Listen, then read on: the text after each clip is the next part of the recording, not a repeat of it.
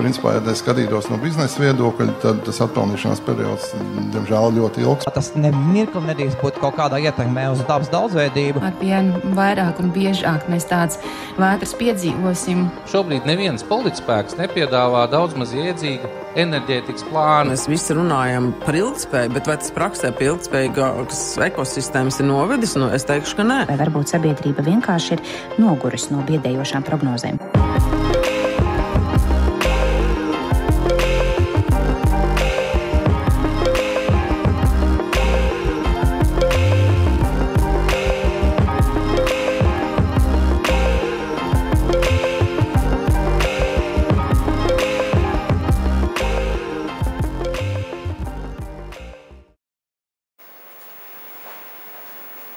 Jā, sveiks. Sveiks, Mārtiņ. Mēs te taisam raidījumu par Latvijas energo neatkarību un enerģijas ilgtspēju. Varam piebraukt parunāties? Atbrauc ciemos. Parunāsim. Super. Čau. Laikam nebūtu prātīgi uzreiz sākt sēriju ar pašu galveno elektrovīru Latvijā. Vēl nedaudz paturpinot iepriekšējā sērijā aizsākto tematu par automašīnām, es tomēr gribu parunāt ar jauniem uzņēmējiem, kurus mēs pozitīvā ziņā varam vainot pie tā, ka par Rīgas ielām tagad ripo vairāk elektroauto. Savulaik OX Drive uzsāka Teslas auto dalīšanās pakalpojumu un panāca uzrāvienu publiskai debatei par elektroauto un tiem nepieciešamo infrastruktūru. Šis ir Kristiāns Karlsons, viens no OX Drive radītājiem. Kaut kur ir jāsāk, un lai dzīve vispār, lai kaut ko, manuprāt, sasniegtu, jābūt ambicioziem mērķiem. Līdz 35. gadam pāriet uz pilnībā elektrificētu autoparku, tas ir ļoti ambiciozs mērķis, lai neteiktu vairāk. Tajā pašā Latvijā ir 1 miljons automašīnu vai pat vairāk, ir 8000 elektroauto. Bet ja mēs katru gadu, visas jaunās mašīnas, kas katru gadu tiek pieredzētas Latvijā, mēs reģistrētu kā elektromašīnas, arī tad īsti varbūt pat nepietikt tā laika. Šobrīd jau elektromašīnas tirgoja tik ilgi, ka sāk parādīties jau arī lietotas elektromašīnas. Jā, Latvija tomēr vēsturiski vairāk ir sliekusies uz lietotu automašīnu pirkšanu nekā jaunu. Jā. Vai ir kaut kādas tendences arī šo lietotu automašīnu tirgu, kad cilvēki tomēr sāk izvēlēties lietotas elektromašīnas? Skaties, teiksim tā, Teslas pirmoreiz parādījās 14. gadā. Model S, tam bija vēl tās mazāks modelīts, bet principā pirmais Model S bija 14. gadā. Tas Model 3, kas ir tā zināmākā mazā maša Tesla, ir parādījās 19. gadā. Tas nozīmē, tātad vecākajai, pieejamākajai Teslai ir tikai 5 gadi. Latvijā vidējās automašīnas vērtība ir vidējais vecums ir 14,8 gadi kaut kas tāds. Eiropā 12 gadi. Tā kā tur vēl ir kaut kāds laikam ir jāpaiet, lai šīs mašīnas parādās otrreizējā tirgū. Bet tāda Nissan Leaf, piemēram, ja pareizajā laikā viņas nopirka, pēc tam viņi izrādījās palielinājušies vērtībā pašlaik. Jo cilvēki redz to vienkārši to atdevi, cik ļoti lētāk elektromašīna ir braukt. Tieši Nissan Leaf. Jā, un perfekti. Arvien vairāk tiek runāts par lielu Ķīnas elektroautomašīnu dominants īpatsvaru. Kā tu vērtē to, ka šīs te mašīnas nāk, teiksim, no Ķīnas vai no Teslas, vai šeit Latvijā nav tieši servisi? Kā risināt to problēmu? Vai elektromašīnas var grūti uzturēt? Kas ir tie uzturēšanas elementi, ar ko jārēķinās? Teiksim tā, mūsu pieredze, ja Latvijā nebūtu bedres, mums mašīnas nebūtu jāremontē. Tik vienkārši, jo tajā mašīnā īsti tur nav neko. Tur ir ritošā daļa, vai ne? Tu iebrauc kādā bedrē, kaut kas tiek sabojāts. Vai mums ir bijušas problēmas ar bateriju? Nulles problēmas ar baterijām. Mūsu laikam, lielākais nobraukums ir jau 100 000. Vienā no mašīnām mums ir absolūti nekāda problēma ar bateriju, kā arī tas kopējais nobraucamais attālums, range ir, viņš, teiksim tā, samazinās ļoti, ļoti maz. Principā tas, ko mēs varam teikt skatītājiem, ja arī elektromašīna nobrauc 100 000, tad nevajadzētu sagaidīt, ka būs kaut kādas liels problēmas ar bateriju. Visticamāk, tas efekts ir tik neliels, ka viņi pat nesajūt. Jā, ir ļoti liela atšķirība, vai cilvēks nopirka elektromašīnu pirms 5 gadiem, vai pirms 3 gadiem, vai šodien, vai vēl pirms 8 gadiem. Mums ir bijuši klienti, kuri, piemēram, prasa, vai viņš varētu aizbraukt līdz Bauskai un atpakaļ. Kas ir, cik tur stundas brauciens, vai ne? Viņš varētu līdz Bauskai ļoti daudz reizes aizbraukt turp atpakaļ tajā dienā, un viņš ir vairs līdz Liepājai aizbraukt un vēl visu kaut kur.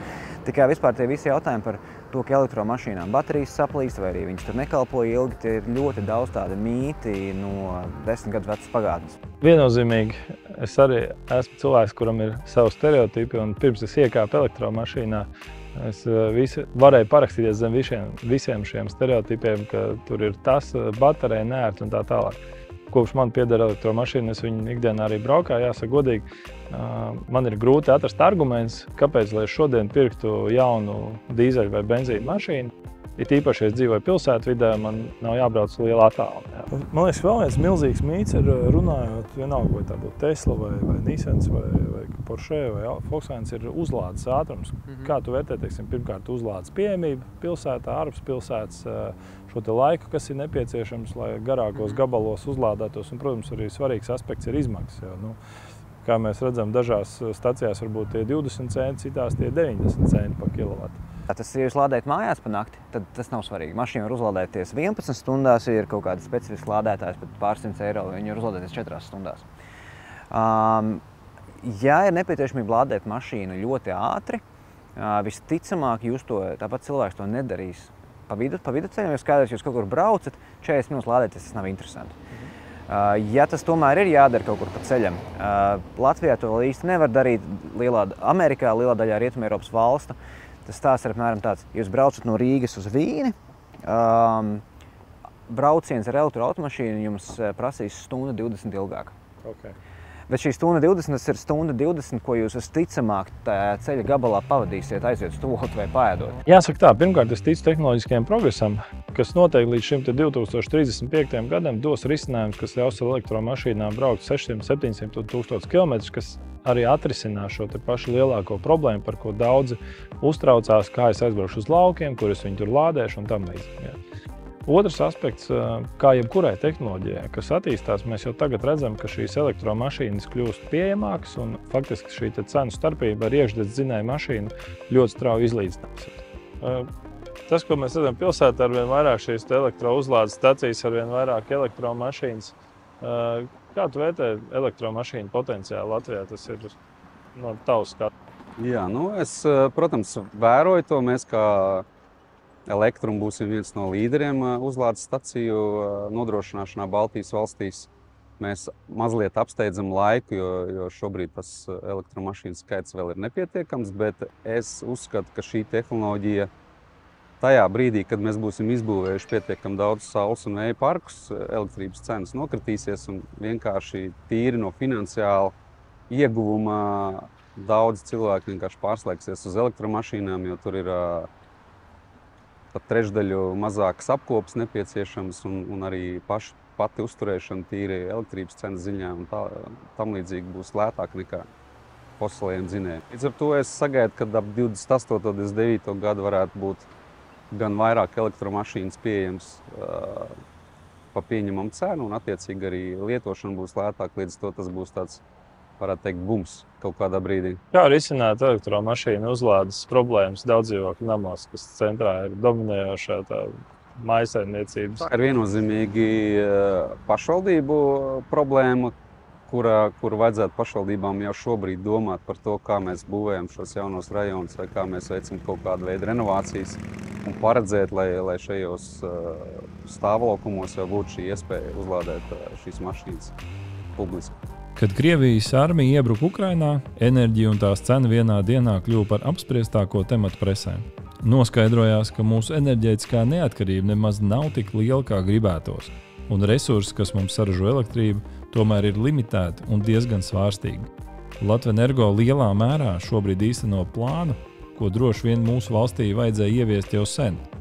Taču, kā mēdz teikt, visam savs laiks un sava cena. Mēs esam svētīti ar to, ka mums ir šie kesi, bet viņi nodrošina mūsu elektrības patēriņu faktiski 3-4 mēnešus gadā, kas ir gada sākums, kad ir vislielākā pietece, tad mēs arī esam eksporta pozīcijā. Savukārt vasarā pietece ir ļoti zema un šobrīd tā tendence ir tāda, ka pietece gada sākumā varbūt pat palielinās dēļ siltajām ziemām, savukārt vasaras ir ļoti sausas un pietece ir zem vidējā.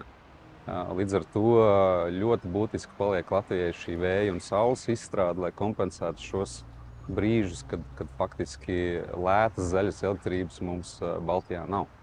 No tavu skatu punktu, kur ir sagaidāms vislielākās investīcijas nākotnē? Tur pārvades tīklos, sadales tīklos, saulē, vējā, kur visvairāk ir nepieciešams? Jā, šobrīd es esmu pabijis 2 konferencēs. Viens bija Pasaules enerģētikas kongress, bet šobrīd arī tikko atbraucis no Euroelektrika gada salidojuma, kur faktiski viens no galvenajiem uzsvariem bija investīcijas tīklos. Un tā proporcija ir aptuveni 100 investējam atjaunojamā enerģijā, tad 60 aptuveni ir jāinvestē tīklos, lai spētu šo atjaunojamo enerģiju nodrošināt, pārvadīt un tā tad arī sabalansēt. Tā kā šīs investīcijas ir vienlīdz daudz gan saulē, gan vējā, gan arī tīklos, lai spētu šo elektrības pārvadu nodrošināt atbilstoši jaunajām prasībām, kas ir faktiski jau vairāk izkliedēta enerģija. Tās zaļās enerģijas stacijas, ko Latvijā šobrīd būvē, viņām ir nepieciešams subsīdijas, ja viņi spēj pastāvēt uz tirgus principiem? Faktiski, ja visa Eiropa vadītos tikai pēc komerciāliem principiem, tad viņas ir faktiski tehnoloģiski jau tādā brieduma pakāpē, ka var normāli konkurēt. Bet tā bīstamība rodas tajā, ka daudzas rietumu valstis, kam ir lielāki budžeti, faktiski šobrīd sāk ar dažādu veidu subsīdijām veicināt šo vēja parku izbūvi. Un tas var nākotnē, protams, radīt dažādas, teiksim, konkurences izaicinājumus, kad izdevīgāk varētu būt būvēt tajās valstīs, kur ir šīs subsīdijas, un tajās valstīs, kurās nav subsīdijas. Tām būs diezgan nopietni izaicinājumi nākotnē dēļ tā tirgus principa, kāds šobrīd ir uzbūvēts. Kā tu vērtē faktu, ka Latvijā praktiski vismazākais vēja enerģijas ražošanas kapacitāte šobrīd no visām 3 Baltijas valstīm? Kāpēc tas tā ir radies? Tas ir radies vēsturiski. 2 faktori. Viens faktors dēļ Hesiem mēs vienmēr esam bijuši zaļākie. Mēs bijām numur 3 Eiropā pēc procentu, cik elektrības sastāv zaļa enerģija. Mums tas procents ir ap 60–70% jau vēsturiski bijis. Bet vēl lielākā problēma ir mūsu OIK vēsture, kad tika veikti šie pirmie zaļās enerģijas soļi. Faktiski varbūt nebija atrasts tas veiksmīgākais veids, kā to darīt, un cilvēkiem ir šis sliktais iespējas par to, ko nozīmē subsidēt zaļās enerģijas izbūvi. Bet jāsaprot, ka šobrīd tehnoloģijas ir krietni attīstījušās. Tās vairs galīgi nav tās cenas, kas bija gadus 5–10 atpakaļ. Līdz ar to šobrīd jau ir komerciāli iespējams izbūvēt šīs vēja un saules stacijas bez šāda veida subsīdijām. Energoefektivitāte. Kas tas ir pa zvēru un ko viņš ēd? Dosimies uz Elektrumu energoefektivitātes centru ar elektroauto uz Jūrmalu un noskaidrosim, kas lācītim vēderā. Ideja par centru tapa jau 27 gadus atpakaļ. Sākotnējais mērķis varbūt bija savādāks, bet visu laiku centrs ir nodarbojies ar iedzīvotāju izglītošanu. Un šobrīd tās aktuālākās tēmas, par ko mēs runājam, ir dažādi ikdienas paradumi, padomi, kā lietot dažādas elektroierīces, lai samazināt savu patēriņu, būt draudzīgāk videi, jo ir, protams, tās lietas, ko dara lielie uzņēmumi un valdības, lai, tā teikt, risinātu šo ietekmi uz vidi, bet arī katrs pats mēs mājās ar savām izvēlēm, ar vienkāršām lietām, dodam to savu ārtavu lielā mērķa vārdā. Lieliski. Man tas personīgi ļoti interesē. Es esmu daudz par to domājis, arī mājās saules baterijas uzlist. Ar ko sākam? Kas ir tas, kā domā, kas ir tas, kas mājās visvairāk tērē elektrību? Ko tu lieto visvairāk? Mūsu mājās, domāju, tā ir elektromašīnas, jo mums ir 2. Mēs viņus lādējam no saules baterijas, mēģinām pa dienu lādēt. Nākamais manā skatījumā saldētājs bija piefiksējis. Vienu mēs likvidējām, jo viņi nebija energoefektīvi.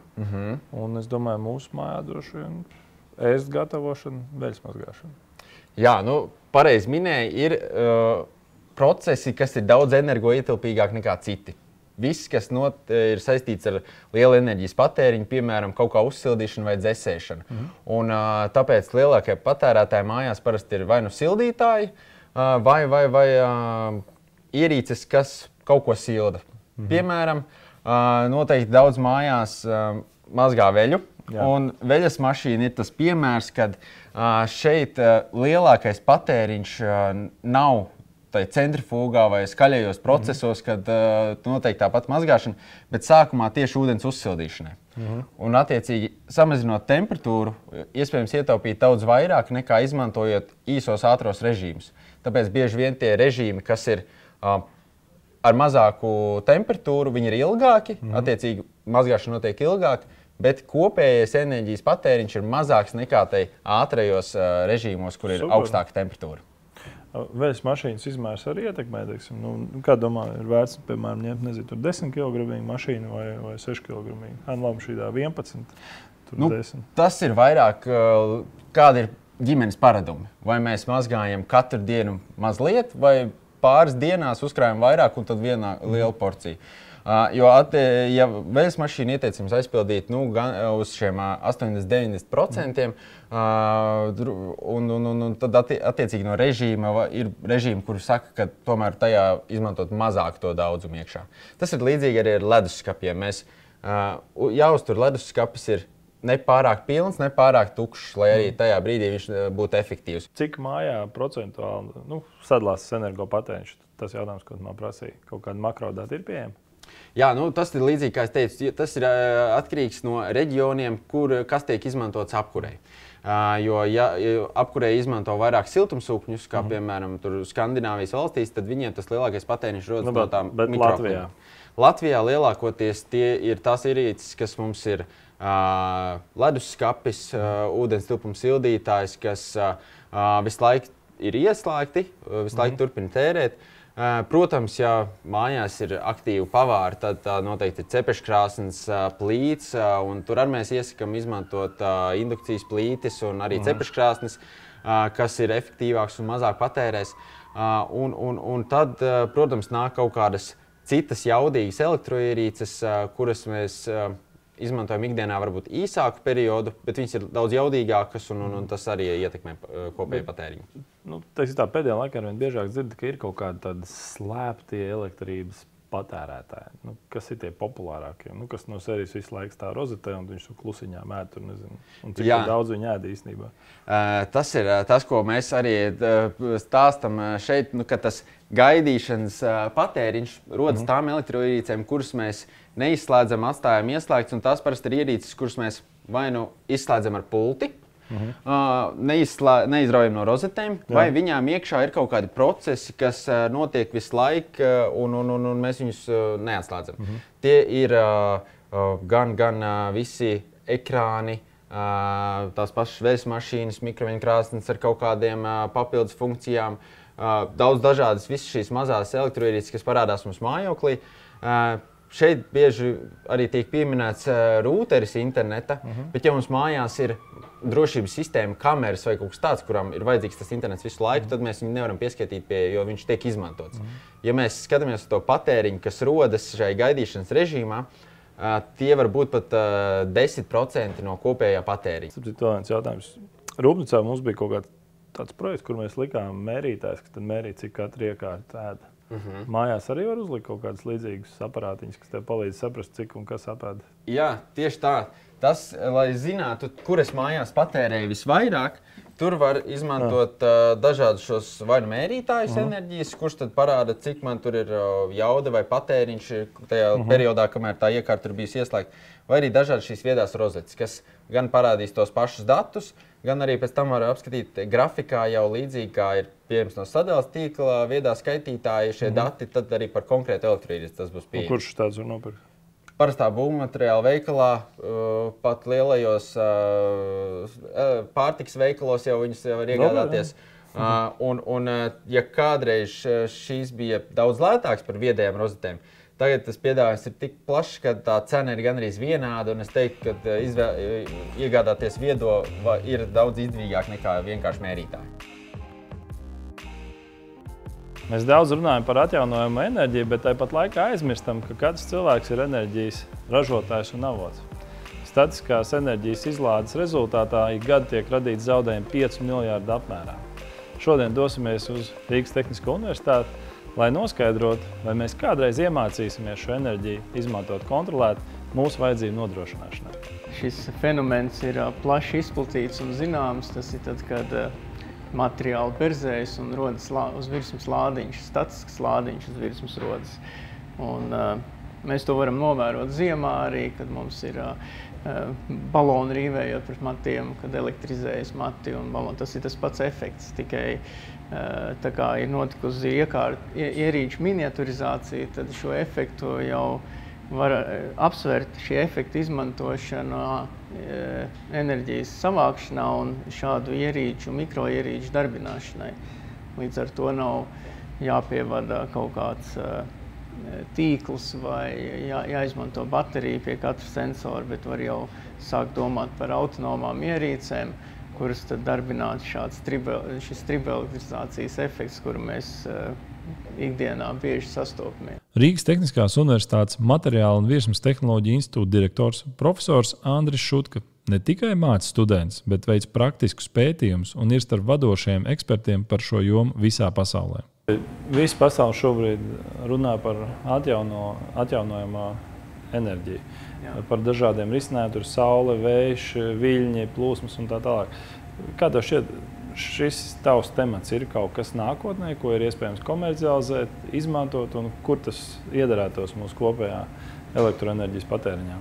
Jā, jāsaprot, ka triboelektrizācija tās tiešām niecīga enerģija, kas rodās pārvēršot mehānisko enerģiju elektriskajā.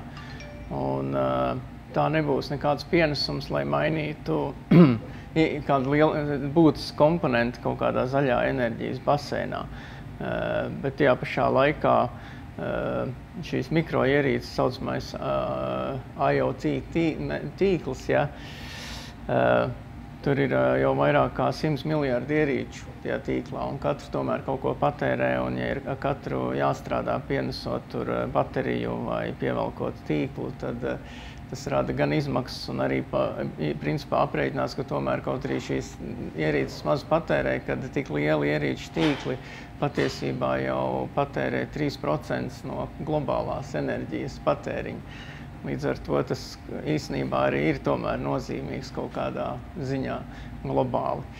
Bet jā, tās niecīgas enerģijas. Cik tālu mēs esam tikuši šajos pētījumos? Vai tu esi viens pasaulē, kas pēt šo tēmu, vai ir kaut kāda globāla kustība, kas iedzinās? Pilnīgi noteikti neesmu viens. Šobrīd ir, manuprāt, 16,000 autori pasaulē, kas darbojas. Es esmu Latvijā šo virzienu uzsāku. Tas virziens palika populārs 10 gadus atpakaļ pasaulē. Tāpēc triboelektrizācija un pat lādiņa veidošanās mehānismi, viņiem vēl daudz citi pielietojumi, bet populārs viņš palika 10 gadus atpakaļ, kad ķīniešu zinātnieks viens viņu ierosināja izmantot tieši mehāniskās enerģijas konvertēšanai elektriskajā un mikroierīču darbināšanā. Un tad visi sāk mesties iekšā un pētīt kaut kādas konstrukcijas, lai var dabūt lielāks efekts no elektrostatiskās indukcijas, un arī materiāls sāk pētīt, kā šo palielināt lādiņu, jo agrāk drīzāk pievērsās pētījumiem, kad šo lādiņu centās samazināt, jo tas bija statiskais lādiņš, kas ir uz virsmām, kas ir slikts, arī uz apģērba ir slikts, un drīzāk pētīja pretējā virzienā. Mēs visi zinām, ka, piemēram, degvielas stacijās tur saka, ka nevar lietot telefonu, ka pilda degvielu, jo varbūt statiskās strāvas izlāde. Kas ir tie galvenie mīti saistīti ar statisko strāvu, triboelektrizāciju? Statiskā izlāde benzīna tankā tā ir reāla lieta. Ir daudzās vietās, kur ir pat jāpieskarās, pirms ņem pistoli, ir jāpieskarās, lai izlādētos. Tas kā izolēts ar kurbas zolēm no apkārtējās vidas, tev statiskais lādiņš var uzkrāties arī ķermenī, inducēties.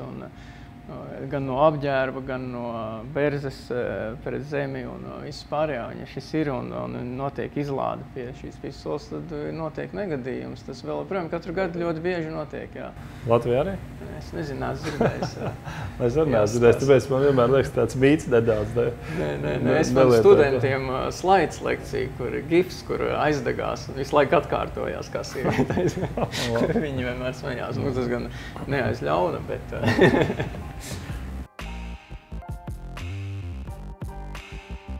Vidējais Latvijas iedzīvotājs dienā izdzer aptuveni 1 litru ūdens vai pat mazāk. Visvienkāršākais ir formula 0,033 litri uz 1 ķermeņa kilogramu svaru. Jo tas nav tikai dzeramais ūdens, tas ir pārtika, tā ir enerģētika. Ja? Un tas, kas ir interesants, ir, ka tas sāk palikt ļoti interesanti arī privātām kompānijām no investīcijas viedokļa. Cilvēki nesapratīs, kas ir vērtīgs, kamēr viņam nepieliek kaut kāda cena klāta. Jo visi, kas ir bez maksas, liekas bezvērtīgs. Today, they don't see things the same.